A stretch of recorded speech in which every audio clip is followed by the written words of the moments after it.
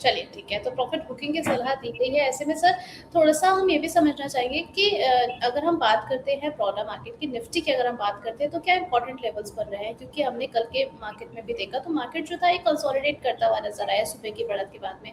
क्या लेवल्स आप इम्पोर्टेंट अभी देख रहे हैं करंट मार्केट सिनेरियोज़ में? क्योंकि आज सो वीकली एक्सपायरी भी है, उस लिहाज से भी। Yes yes. सो अगर निफ्टी की बात करें तो निफ्टी में जो इम्पोर्टेंट हर्डल जो अभी बन के आ रहा है वो 24,550 से लेके 24,600 तक के लेवल्स है। सो यहाँ पे एक थोड़ा प्रॉफिट बुकिंग हमें देखने मिल सकता है। एंड लोअर साइड में जो मेजर सपोर्ट अभी फिलहाल के लिए शॉर्ट टर्म में दिख रहा है वो अराउंड 24,300 का है। सो जैसे ही अगर निफ्टी में अगर 24,300 ब्रेक होता है तो हमें थोड़ी और वीकनेस बढ़ती हुई देखने मिल सकती है।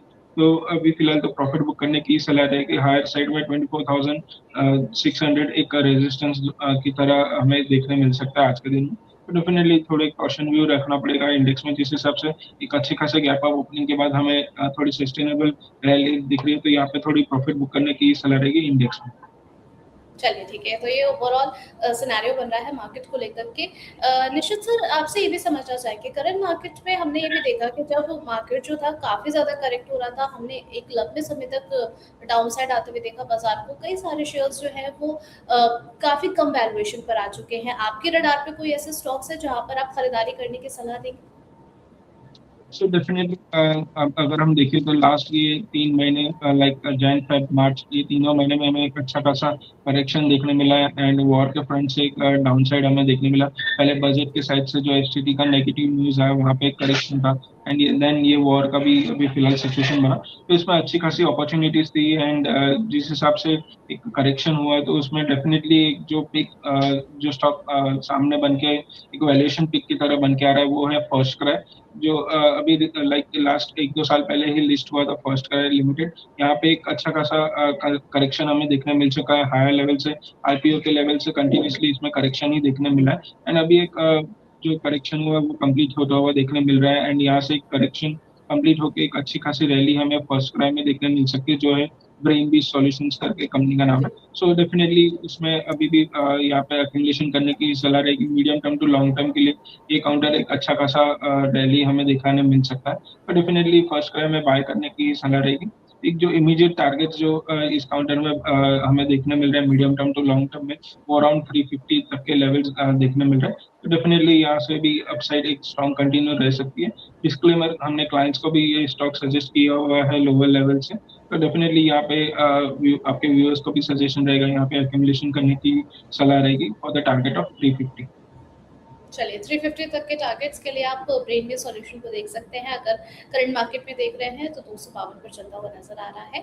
और ओवरऑल जितने भी लेवल्स बन रहे हैं short to mid term and long term के लिए, वो निश्चित सर ने आप लोग के साथ शेयर किए हैं, तो एक आफ्टर आउटलुक देख करके चल सकते हैं सर। ऐसे में हमने बैंकिंग स्पेस के बारे में भी अभी आपने शेयर किया था, बैंक निफ्टी को लेकर के ओवरऑल व्यू तो आपने शेयर किया है।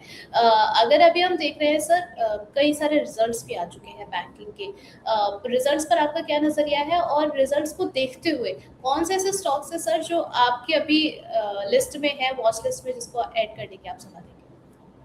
So, जिस हिसाब से बैंकिंग स्टॉक्स के रिजल्ट्स आए हैं स्पेसिफिकली पीएसयू बैंक्स के, वो स्ट्रॉन्ग जी। फ्रंट पे ही देखने मिले।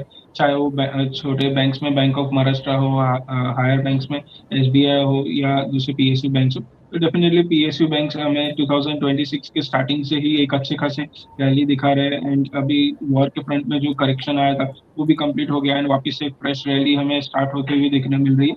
तो पीएसयू बैंक्स पे फोकस रखना चाहिए। जिस हिसाब से मोमेंटम है पीएसयू बैंक्स में, 2026 में अच्छे खासे रिटर्न्स बनते हुए देखने मिल सकते हैं।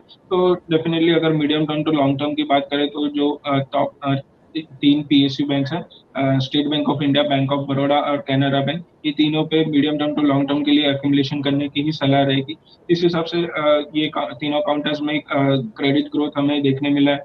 एक डबल डिजिट क्रेडिट ग्रोथ हमें ओवरऑल देखने मिल रहा है बैंकिंग स्पेस में। तो डेफिनेटली यहाँ पे ये तीनों काउंटर्स में फोकस रख सकते हैं। ओवरऑल अगर देखने जाए तो ये इसमें से ये तीनों काउंटर्स हमने क्लाइंट्स को भी सजेस्ट किए हुए लोअर लेवल से। तो डेफिनेटली यहाँ पे medium term to long term के लिए तीनों काउंटर्स, चाहे स्टेट बैंक ऑफ इंडिया हो, कैनरा बैंक और बैंक ऑफ बड़ौदा, ये तीनों बैंक पे फोकस रखने की सलाह रहेगी बैंकिंग स्पेस में से। चलिए, तो बैंक बैंकिंग स्पेस में 3 नाम आप लोग के सामने रखे गए हैं, जिसमें आपके पास है एसबीआई, बीओबी और कैनरा बैंक। ये आप वॉचलिस्ट में ऐड करने की सलाह आपको दी गई है निश्चित सर की तरफ से। सर आप थोड़ा-सा आईटी स्पेस के बारे में भी समझना चाहेंगे। इसका पेन भी हमने जो है काफ़ी लंबे समय तक झेला है and still we are feeling the same pain. अभी आपको लग रहा है कि जिस तरीके से बीच-बीच में हमें जो है थोड़ी-सी बढ़त, थोड़ी बहुत बढ़त तो देखने को मिल जाती है। अभी भी हम देखें तो 31,662 के लेवल पर चलता हुआ नज़र आ रहा है निफ्टी आईटी। आप कैसे देख रहे हैं सर आईटी स्पेस को?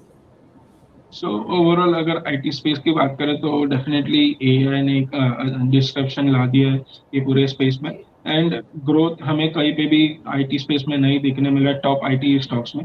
लाइक सभी में म्यूटेड या नेगेटिव ग्रोथ ही देखने मिल रहा है। सिर्फ डॉलर हुँ, के डेप्रिसिएशन, डॉलर आईएनआर के डेप्रिसिएशन की वजह से जो रेवेन्यूज है वो सस्टेन हो रहा है। या अगर वो नहीं होता, वो डेप्रिसिएशन नहीं होता, तो हमें डेफिनेटली डाउनफॉल अभी भी कंटिन्यू होता हुआ रेवेन्यू फ्रंट पे भी देखने मिल सकता था। सो डेफिनेटली यहाँ पे कोई भी मेजर फायरवर्क्स एक्सपेक्ट नहीं करने चाहिए। एक अच्छा खासा करेक्शन हो गया है आईटी स्टॉक्स में, तो definitely medium term to long term के लिए एक बॉटम फॉर्मेशन के साइंस तो दिख रहे आईटी इंडेक्स में। सो यहाँ से रिकवरी ही रहेगी, बट कोई भी मेजर फायरवर्क्स नहीं रहेगा।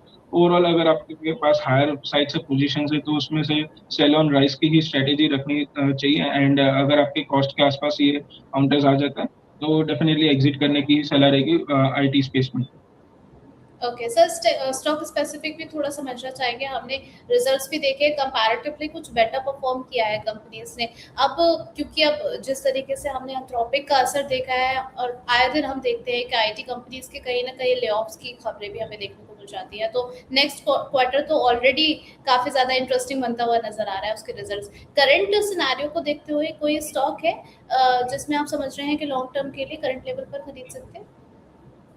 सो डेफिनेटली जिस हिसाब से हमें एक काउंटर में जो करेक्शन देखने मिला है वो है टीसीएस। टीसीएस के काउंटर में जी। ऑलमोस्ट 3,300 के लेवल से हमें कंटिन्यूसली डाउन साइड देखने मिल रहा है, एंड वहां से एक अच्छा खासा बॉटम फॉर्मेशन होने के बाद अभी रिकवरी स्टार्ट हुई है। तो शॉर्ट टर्म में डेफिनेटली टीसीएस में एक फोकस रख सकते हैं, एंड जिस हम्म, हिसाब से यहाँ पे डेली टाइम फ्रेम पे एक ब्रेकआउट देखने का चांसेस मिल रहा है, तो यहाँ पे एक पोजिशन को बाय करने की सलाह रहेगी with the stop loss of 2000 2400 and for the target of 2800। सो 2800 के टारगेट के लिए टीसीएस में बाय कर सकते हैं। शॉर्ट टर्म में हमें यहाँ पे एक अच्छा खासा मोमेंटम देखने मिल सकता है, बट डेफिनेटली यहाँ पे कोई भी मेजर फायरवर्क्स नहीं एक्सपेक्ट करने चाहिए medium term to long term perspective से। ओवरऑल जो दूसरे काउंटर्स है, बैंकिंग स्पेस है, capital, financial services, wealth management services, इनमें एक फोकस रख सकते हैं पोर्टफोलियो बेसिस पे।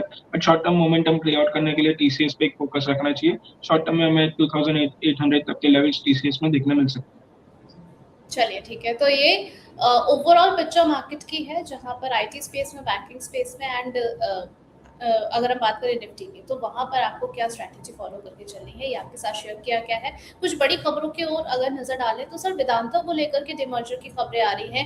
अब कंपनी जो है 4 अलग अलग यूनिट्स में जो है स्प्लिट होने वाली है। रिकॉर्ड डेट जो है वो 1 ऑफ मई 2026 की है और शेयर होल्डर्स को उनके करंट शेयर्स के बेसिस पर न्यू कंपनीज के शेयर्स मिलेंगे। अब सर आपको लग रहा है इस इवेंट के बाद जो है इस काउंटर में हमें करेक्शन आता हुआ नजर आएगा? सो वेदांता की बात करें तो एक टाइम था कोविड के टाइम पे जब कंपनी 80 रुपीज के आसपास डीमर्जर का न्यूज लेके आई थी, एंड डीलिस्टिंग का, सॉरी, डीलिस्टिंग की न्यूज लेके आई थी, एंड कंपनी को डीलिस्ट कराना था। लाइक प्रमोटर्स को, वेदांता को 80 रुपीज के आसपास कंपनी को डीलिस्ट कराना था, एंड आज से वहां से लेके ये स्टॉक में अराउंड 800 तक के लेवल्स भी देखने मिल गए आज के दिन में। सो डेफिनेटली 10x की रैली हमें कोविड के लोस के आसपास से देखने मिल रही है। तो टाइम टाइम की बात है, लाइक ये काउंटर्स में कभी कोई लाइक इन्वेस्टर्स फोकस नहीं रखना चाहते थे। एक निग्लेक्टेड काउंटर था, लास्ट 10 ईयर्स से कोई मेजर में मूवमेंट नहीं देखने मिला था, एंड रिसेंटली ऑलमोस्ट 50 to 70% की रैली शॉर्ट टर्म में ही देखने मिल गई है। तो डेफिनेटली यहाँ पे अभी भी पॉजिटिव है जिस हिसाब से डीमर्जर का न्यूज है। एक वैल्यू अनलॉकिंग हमें देखने मिल सकता है सभी कंपनीज में, एक अच्छी खासी फिर एक मोमेंटम अलग हमें देखने मिल सकता है। तो डेफिनेटली यहाँ पे अभी भी पॉजिटिव ही है। बाय एंड डिप्स की स्ट्रेटेजी के साथ वेदांता में पोजीशंस को अभी भी होल्ड रख सकते हैं। डेफिनेटली डीमर्जर को टाइम लगेगा, थोड़ा प्रोसेस में ऑलमोस्ट 3 से 6 महीने हमें देखने मिल सकता है। जो अभी फिलहाल डीमर्जर की न्यू लाइक डेट आई है वो भी एक पॉजिटिव फैक्टर है। सो डेफिनेटली यहाँ पे बाय एंड डिप्स की स्ट्रेटेजी के साथ वेदांता में अभी भी पोजीशंस होल्ड रखने की सलाह दी है। चलिए ठीक है, तो ये सलाह जो है वेदांता में आप देख कर के चल सकते हैं। अगली खबर की ओर बढ़ लेते हैं।